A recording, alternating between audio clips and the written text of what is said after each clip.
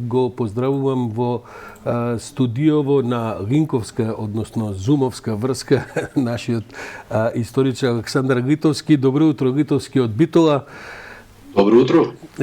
Литовски не само што историчар, туку е битолченец, што автоматски да води на оваа темава која што ја го преокупираше вниманието последниот викенд, а тоа е со отварањето на тој културно-историски центар Ванчо Михајлов во Битола. Прво прашам едно нестручно прашање, значи некако историчар, како помина Битола за време на ова, бидејќи на еден релативно цивилизиран начин таму нешто и се протестираше и така натаму, но што се одгласите околу целиот овој настан во чаршијата на Широк Сокак?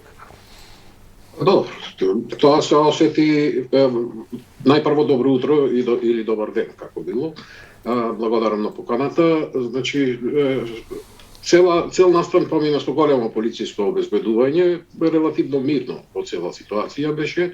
Реакциите се негативни, што е и нормално, бидејќи сепак кај битолчани и кај македонците тие бугарски провокации не поминуваат така лесно и се сваќаат онакви какви што се, како провокации. Сакам да кажам дека коментарите се негативни. Коментарите се негативни затоа што се случи таков настан и затоа што воопшто се дозволи да се случи таков настан. Има една тенденција, сега разговараме и вие како историчар, помалку за политичка анализа актуелна отколку за едно вртење кон минатото. Имате една од објаснувањата околу Ванчо Михајлов и ова се што се случува е дека Ванчо Михајлов во историска смисла бил бугарската противтежа на српската пропаганда во Македонија пред и за време на Втората светска војна и дека тој, ако се гледа од српска позиција, е негативен лик, но ако се гледа од позиција на некаков континуум за борбата на Македонија, незина независност и така натаму, дека можеби не е толку негативен лик и така. Да се разбира, сите се согласуваат и овие што сакаат да го промовираат дека не му е светла точка во историјата тоа што со застаната страната Хитлер и директно соработуваше со фашистичкиот окупатор, но може ли да се направи таков баланс дека практично денеска тие што го осудуваат Ванчо Михајлов се всушност на српската пропагандистичка позиција од тие времења кога се работел и делувал Михајлов? Да, значи тоа е стара теза да се направи спротиставеност, тоа се влече од 19 век. Ние сме ставени во средина на пропагандите и треба сите да се изјасниме за некаква пропаганда и едноставно ваквото прашање, самото прашање и самата теза имплицира дека не може да има македонска позиција. Прашањето е зошто мора да биде или српска или бугарска позиција во гледањето на Ванчо Михајлов и сите други историски личности, настани и процеси. Значи едноставно може да постои македонска позиција и работите во историјата и во сегашноста да се ценат од некоја македонска позиција. Од таму самото прашање мене ми е јасно дека ваквите оние што ги сврлат ваквите тези стојат на пробугарски позиции и сега или на просрпски, ако сакате во некои други случаи кога се брани четничкото движење и Дража Михајлович, на пример. Меѓутоа, сето тоа имплицира дека не е толку лошото само по себе, туку е лошо затоа што некој друг го натурил. Едноставно кажано, има македонска позиција, има македонска национална свест, има македонска национална држава и ние живееме во таа Македонија и таква Македонија и можеме работите да ги оценуваме од наш македонски аспект. И сега гледано од тој македонски аспект, исто како што, не знам, Јован Бабунски е експонент на српската политика, големо српската политика во Македонија, така Ванчо Михајлов е експонент на големо бугарската политика. И тука не би правил никакви разлики и нема потреба да ги разубавуваме работите со некои релативизации во кои сите ќе бидат исти или сите ќе бидат исто лоши. Имаме ние сосема доволно македонски херои, кои можеме, што се сосема чисти, што се сосема надвор од српската, бугарската, грчката, ако сакате, матрица на големо државните пропаганди и можеме да се гордаиме со тие личности. Литовски, во битува, овој круг околу овој центаров што се отвори и така натаму, тој не е непознат круг. Тоа се луѓе кои што се активни во политиката во изминатите 30 демократски години, можеби и пред тоа, ама на некои други маргини. Тоа се луѓе кои главно доаѓаат и се некакви рестлови, под наводници се кажем, од разни ВМРО организации, партии кои што продефилираа во 30 години во Македонија.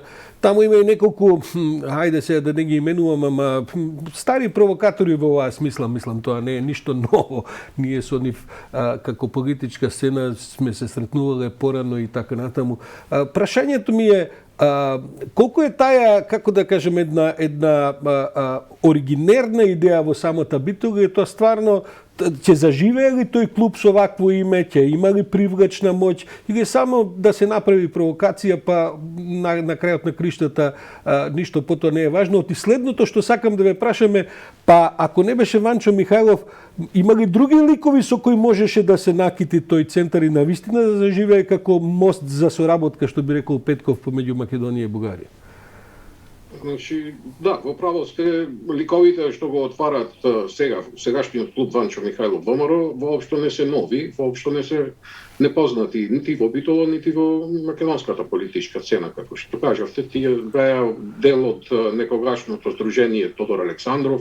Знаеме, сите се работеше под покровителство на тогашната власт, после предходните 10 години од 2000, да речеме 6 до 2018, и тие се тие луѓе кои сега се врзани со Бугарија, и тоа е поголем проблем, бидејќи не е добро да релативизираме и да речеме, знаете, не се опасни, тие се неколку луѓе и ништо страшно не може од нив да произлези. Проблемот е уште поголем затоа што и не само во Битолското здружение, има поголем број здруженија бугарски, културни, политички, имате политички партии кои се декларираат како пробугарски или онаки кои работат за бугарската кауза во Македонија. Проблемот е што сите тие сега имаат поддршка директно од Софија и од политиката во Софија. И тоа е голем проблем. Навистина нашите институции пред се, особено овие безбедносни институции и особено Министерството за надворешни работи, треба малце по-професионално да си работат работата. Треба да се запознаат со бугарските претензии кон Македонија и во минатото, а и сега, бидејќи да се разбериме, малку кој знае, во Бугарија е напишана и испечатена бугарска национална доктрина уште во 1997 година, и таа доктрина е надградувана после 2000 година. Во сите нив се наведени низа акции, чекори и активности кои треба Бугарија да ги превземи за да ја промовира својата бугарска кауза, национална кауза, и тука си и овие наведени се дури културни клубови, политички партии, овие врбувања со ученици, државјанствата што се делат, тоа е се смислен проект во Бугарија и печатен е како бугарска национална доктрина, и во крајна линија во неа јасно стои. Крајната цел на сите чекори што треба Бугарија да ги прави е обединување на сите бугари. И сега тоа треба нашите институции да го знаат. Литовски тоа го разбирам, меѓутоа некој ќе рече добро, еве и на минатите избори во Бугарија тој вид на политички партии, овој Каракачанов, например, се насука тотално, доживеа колапс на својата партија. Од друга страна, тоа ни за време на пописот не дава резултати, сега и тоа вели им барале документи, затоа малку се попишани така натаму. Не е ли таа пропаганда во 21 век веќе осудена на пропаст и само едно средство за провокации во суштина? Јас мислам дека нема да има успех таа пропаганда, затоа што македонците веќе се оформена нација со сите нишани, што би рекле, и тука тешко дека може да се помести цела таа работа. Меѓутоа да не заборавиме, пак се релативизира од пописот од 2002 до денес бројот на бугарите се и пописот 22 дупло зголемен. Значи тогаш беа попишани 1500 бугари, сега се 3500 колку се. Ова. Сакам да речам, прогресивно 100% се зголемени бугарите. Не ето така баш, апсолутната бројка е мала, навистина, ама гледано како тенденција и како процес воопшто не е за подценување. Од друга страна, Видовме што ни се случи со антиквизацијата, со добра пропаганда, со силна пропаганда, со долготрајна пропаганда, тие лостови може да се поместат и да не изгледа, сега изгледа безопасно. Ама за 5 години, зависи како ќе се движи, може да биде многу опасно и може да има Македонија како држава огромни проблеми. Како што има и сега проблеми заради немање стратегија со бугарските државјанства.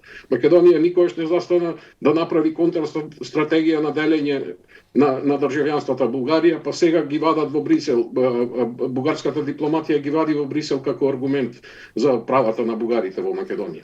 Затоа велам, сега во овој момент можеби не изгледа толку страшно и целата тоа побугарчување, да речам, на македонци не изгледа големо и страшно и не изгледа успешно, меѓутоа пак тоа може да се смени за релативен краток период. На крај литовски да прашам, бидејќи се разбира, вие сте и историчар, меѓутоа имате и добар убид во целата политичка сцена и на Балканот и така натаму. Ќе успее ли овој, да кажам, некаков маневар кој што веројатно се прави за да му се отвори поголем простор за маневрирање на бугарскиот премиер Петков, да донесе некаква позитивна одлука во смисла на симнувањето на ветото? Ви се чини ли дека оваа стратегија ќе успее за...